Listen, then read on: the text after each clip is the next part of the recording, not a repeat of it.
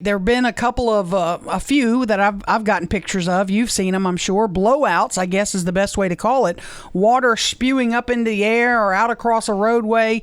And someone texted me this morning and said there may have been some sort of pressure adjustment in the system this weekend that may have caused a bunch of them this weekend. What's happening? What's going on? Well, we think there was a water hammer event, which is from a valve closing too rapidly or a pump shutting off too quickly. And we have a lot of old pipes. So when you get a pressure surge like that, it finds the weak spot and you get a blowout. So how many were there around town this weekend? Were they? It doesn't appear that they were all in one part of town. How could that happen? Well, I don't know the particulars of every blowout. I mean, we usually do a couple of a week, so it just kind of depends on when they happen. But this one particular event, they were pretty close to each other, so that's the one that I'm referring to. We had, and just to give you an illustration, we had a pump go out last week, which we had to do a water boil for, even though we got it back up, within probably 30 minutes of it going out. But that station was constructed in the 50s. So we have a lot of old equipment, and of course the mayor is working to help us get a lot of our assets, physical assets, replaced. So we're very thankful about that, and that will help prevent those in the future. But when you have a lot of old pipe, we deal with a lot of blowouts. How many did you have this weekend? I was told about 4 for sure, but I'm not 100%. I mean, the crews respond and they fix it. I mean, Shreveport's very lucky. I mean, we have some very dedicated and vigilant crews, and they come out and they work all hours to get this fixed. So we're very fortunate to have such dedicated employees. Mr. William, when you have a problem like that, when you have a pipe blowout break and it looks like a geyser coming up out of the ground, what is the standard length of repair time? How many people's water do you have to shut off to do it? And what kind of material do you use to patch the hole? Well, everyone's different.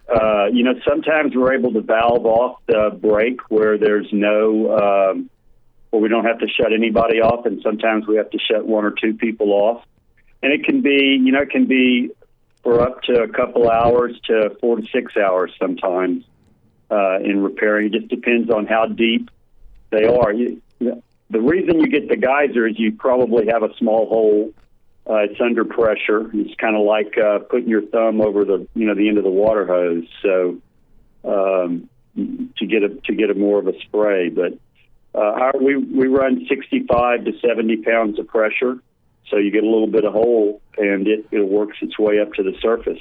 Now, the picture that you sent me, I wasn't 100% sure what that was. That could have been a backflow preventer valve, or that could have been one of our air pressure relief valves. So the air pressure relief valve is to let air out of our system, and the backflow preventer, those are private. So I wasn't really sure what that was. When something like this happens, does it impact the pressure for customers in those neighborhoods? It usually doesn't have a noticeable effect.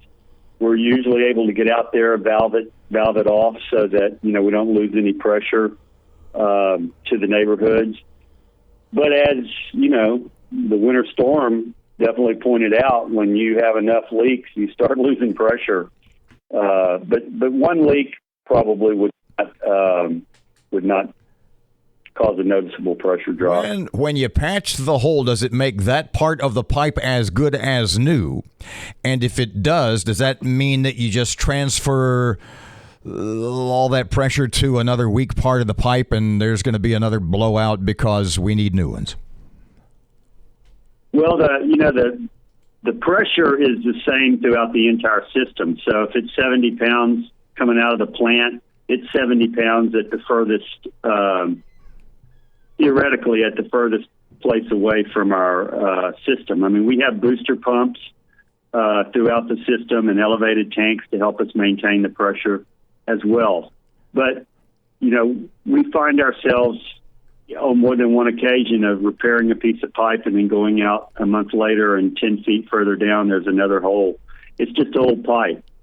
And, you know, one of the things that we're working towards is, rather than making a lot of repairs, when we see an area where we have, you know, gone back more, you know, on a couple of occasions, we're going to try to replace an entire section of pipe, which will then really make the system more robust and able to withstand, you know, future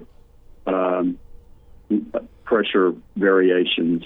Mr. Daniel, on these, at what point is a boil advisory called for in these kind of circumstances? That, you know, you've seen the couple of the blowouts around town. When do you step in and go, we're going to need to let folks boil their water? Well, we advise the boil advisory when we lose a significant amount of pressure. And that's what happened last week. The pressure dropped down pretty low before we had a pump go out. And before we could get the other pump back on, the pressure got down really low. So when the pressure gets down low, you know, you have a chance of getting some bacteria in the system. It's a pretty minimal chance, but nonetheless, then we do a boil advisory. And I can't remember exactly what the pressure is, but I think it's below 20 pounds.